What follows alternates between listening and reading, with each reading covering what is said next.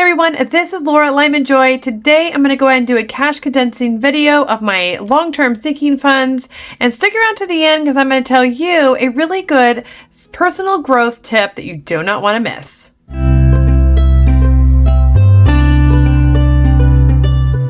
Alright everyone, let's get straight into this cash condensing video, and then we'll talk a little bit about the psychology of money, which has been so eye-opening and powerful book that I just really want to share with you. But first, let's do this cash condensing. Okay, I hope everyone is doing well. I'm excited to get this going. This will be my first cash condensing, mostly because I kind of cash condense as I go. I've often just taken it and kind of pulled it and made it larger with other monies and moved them around. But this time I actually want to take this money to the bank. So if you've been around me a while, you know that I don't just keep a bunch of money at home and I don't wait till it gets super large. I like to put it into my Wealthfront account. I like my money to make money for me, and once that money makes money, I like that money to go and make even more money for me as something like the stock market. But first, we're going to go ahead and get this cash condensing money to the bank, and that way we're going to do it with prop money. So I don't go ahead and I don't get a bunch of larger bills from the bank. Instead, I just use prop money and take the real money and go put it in Wealthfront. So we have a few 100s to work with, and I have a few 200s. Let's see, this is a 200, here's a 100, another 200, and a couple 500s. I don't think I quite have that much in anything yet. And then of course 1000s and 5000s. And I'm putting it out here just so that one day they will be used. I do believe it as I become more self-disciplined, but for now they're just there to inspire, right? Okay, so let's see if we can cash condense any of this. This is for just extra money to pay off debt and stuff. So 2023 savings challenge. Let's see, I have 20, 40, 60, 81, 20, 40, 60, 65, 70, 71, 72, 73, 74, 75, 76, 77, 78, 79, 80, 81, 82, 83, 84. So we're going to take at least 100 of it, 20, 40, 60, 81, and we will go ahead and put that, we'll put that away, and we'll take this 100, put it here. Now I will take that and it'll go to the bank. So it'll make money while it sits there. And then once I get my full amount here for the savings challenge completed, it will either pay or go to what it's allotted for. Next, I have my 1 month ahead, and let's see what we're going on for here. We have 20, 40, 60, 81, 20, 40, 60, 80, 85, 90, 95, 100s. Perfect.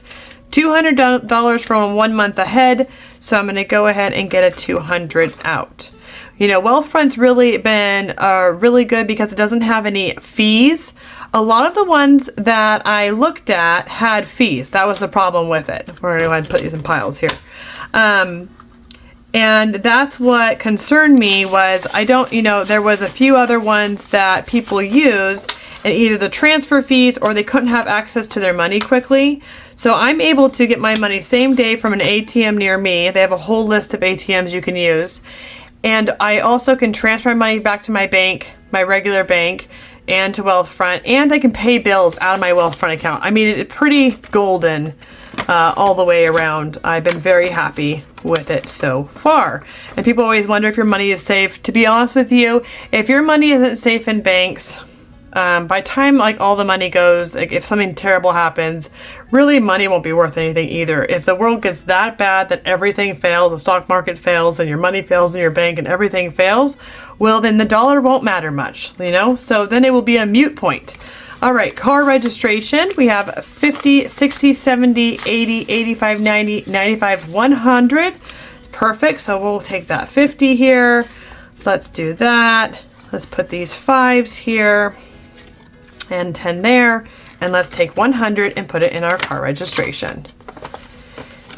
Even if it's only $5, $10 that your money is making you, can you imagine putting these in there for it to actually do something instead of you having to just have your money sit here and not make any value for you?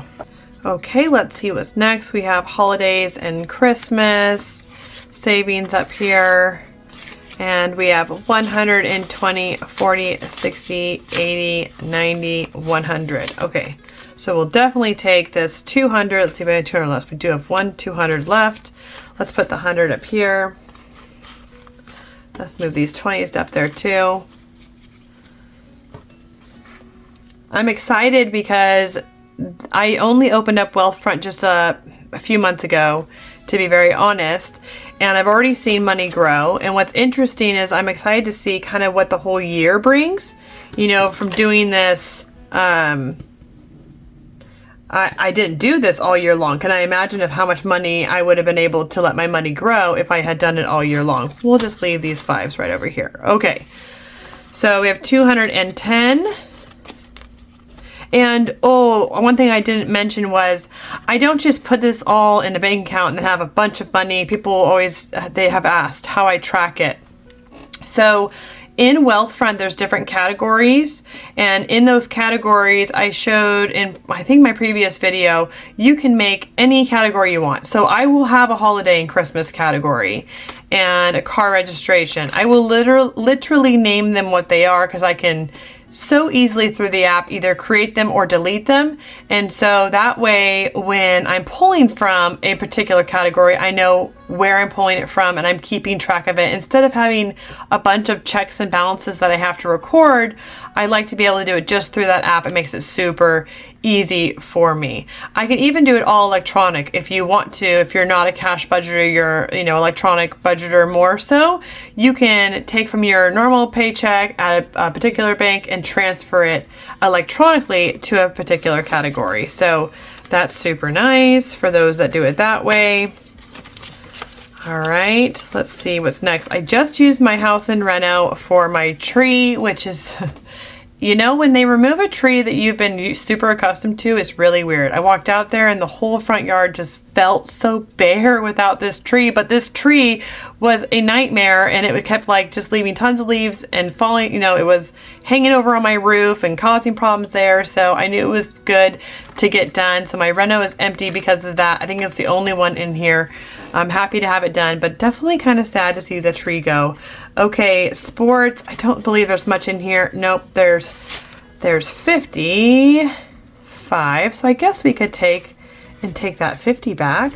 We'll put that there and we'll take this 50. So 55 for sports, which are super expensive nowadays. Emergency fund. And this isn't my only emergency fund. I'm trying to build it up to be more like $3,000 to $5,000 versus the $1,000, you know, famous Dave Ramsey amount.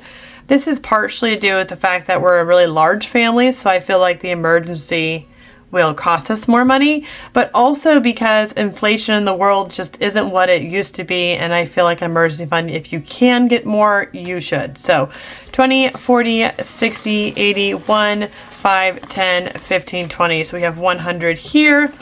Let's go ahead and take that and put that here and take a 100.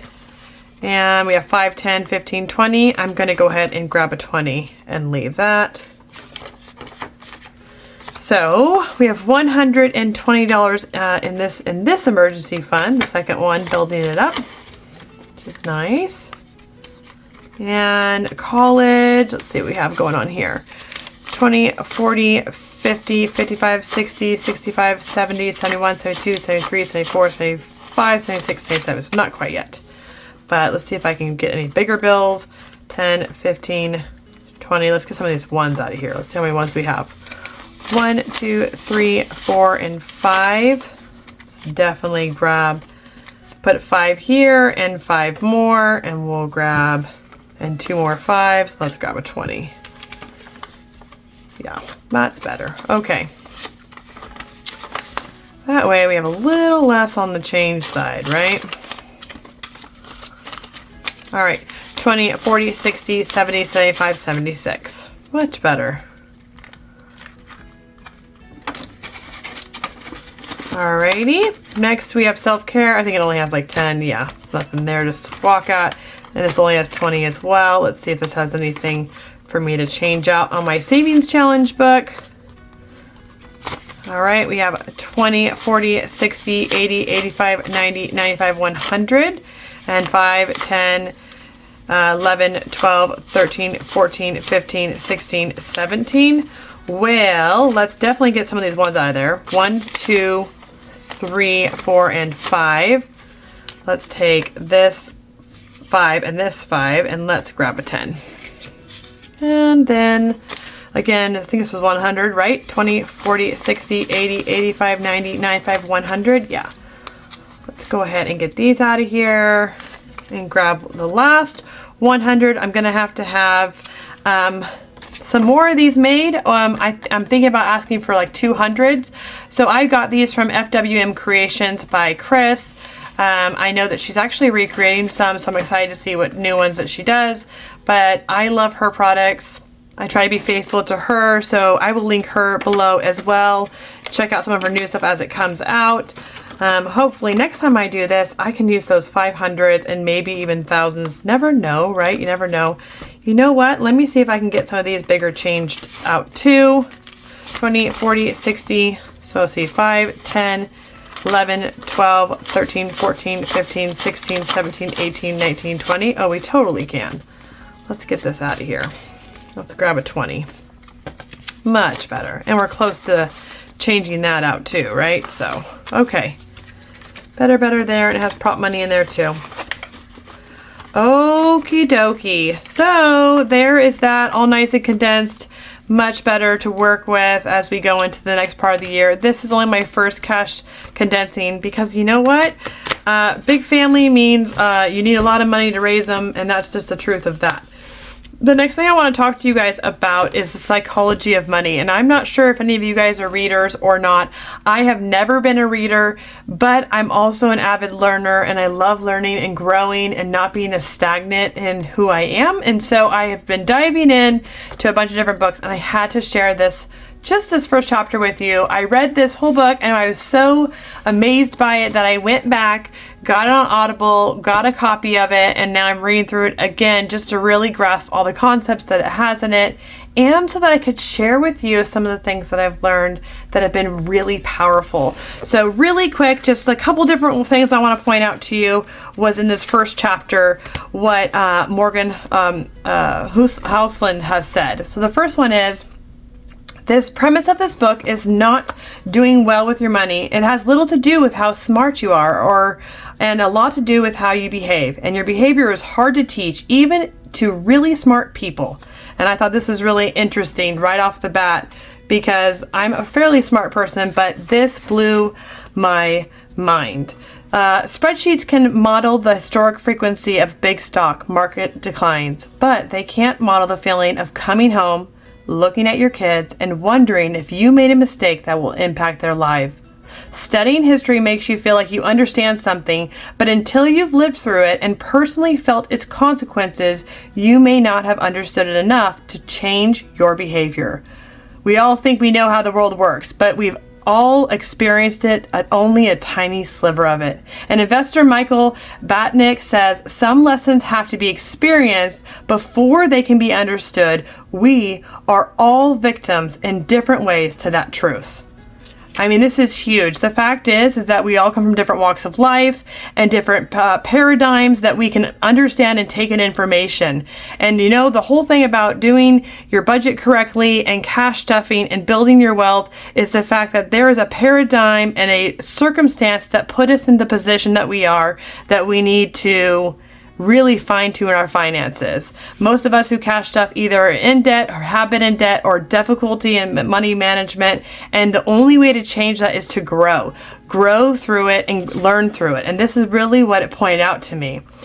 Just a couple more things that I thought was interesting. If you grew up when inflation was high, you invested less of your money in bonds later in life compared to those who grew up when inflation was low. If you happen to grow up when the stock market was strong, you invested more of your money in stocks later in life compared to those who grew up when stocks were weak. Or inflation. So if you were born in the 1960s, America, inflation during your teens and 20s, your young, impressionable years, when you were developing a base of knowledge about how the economy works, sent prices up more than threefold. That's a lot. And you remember gas lines and getting paychecks that stretched noticeably less far than the ones before them. But if you were born in the 1990s, inflation has been so low for your whole life that it's probably never crossed your mind. And this was written a few years ago, well, I could say until now, right? Maybe right now is the first time, that's the last quote, the first time you've ever thought that the world may be a little different than you've perceived it. So we are our greatest power, our minds are powerful, and what we do with it is powerful. So I just wanted to encourage you to keep pressing into your personal growth, to reading, to wealth building, to breaking the chains of those generational cycles of debt that's kept us and America and people all over the world strapped to the dollar. So instead, I want you to just find joy in the journey of growth. And I'll put a video here that will hopefully inspire you in that direction. And I'll see you guys next time. Take care.